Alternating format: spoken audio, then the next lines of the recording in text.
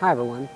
As you may know, today is Ash Wednesday, the first day of Lent, the 40-day season that leads us to Easter. Ash Wednesday, oddly enough, makes me think of basketball legend Kobe Bryant. It was just over a year ago that our nation and the world, basketball fans across our country and around the world, mourned the death of Kobe Bryant. Friends, teammates, reporters, all began praising him, telling stories about Bryant. Everyone seemed to have a story to tell. The one that has really stuck with me came from a reporter for the Los Angeles Times, someone that Bryant had known for many years. Following his retirement in 2016, he sent her a piece of his writing. In retirement, he'd become interested in writing and filmmaking, and he sent her a piece that he had written and asked for her comments.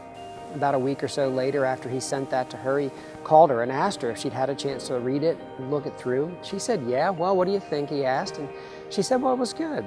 And then he said to her, "No, I want your honest feedback. I want you to tell me what you think about it." "What do you mean?" she said. "You want to take a red pen to it and mark it up?" "Yeah," he said, "I want you to take a red pen to it and mark it up. I want to be a good writer. Tell me what I need to change, what I need to add, what can be better." And so she did. The reporter said that following that encounter with Bryant, she talked with a filmmaker who was a mutual friend and found that Bryant had the same kind of conversation with him, sent that friend a screenplay and asked that friend for some honest feedback, take a red pen to that screenplay.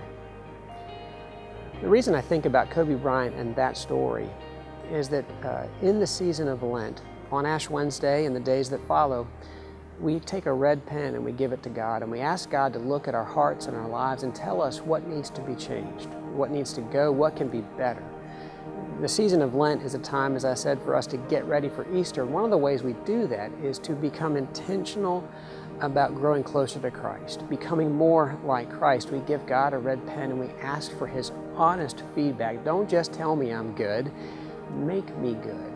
Show me what needs to change. The last two verses of Psalm 139 are the perfect verses for this day, Ash Wednesday, and this season, the season of Lent. "Search me, O God, and know my heart. Test me and know my thoughts.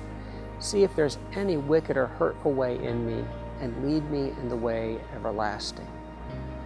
Those verses invite God to take a red pen to our hearts and our lives, to show us what needs to change, what can be better, what by God's grace can be better, and then lead us on the way of life everlasting. The day of Ash Wednesday, the season of Lent, makes me think of Kobe Bryant because he took that approach to his writing and his filmmaking simply because he wanted excellence. In everything he did, he wanted and pursued excellence. And we should give no less attention, no less effort to our life in the Spirit, our discipleship to Jesus. And so here's the invitation. This Ash Wednesday, this Lent, take a red pen, stick it somewhere you'll see it every day, and then pray the last two verses of Psalm 139 at the beginning and ending of every day. Ask God to know your heart, your thoughts, examine your life, and then lead you in the way of life everlasting.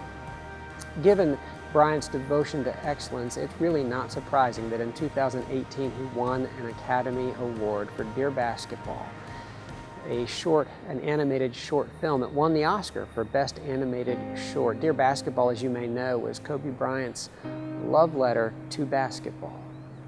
If you want your life to be a love letter to God, an expression of your thanksgiving to Him for everything God has given to you, everything God is doing in and through you, take a red pen this Lent and give it to God every day. Pray the last two verses of Psalm 139 and then see the good that God does in you, through you, and for you. I hope you have a great Ash Wednesday and a great Lent.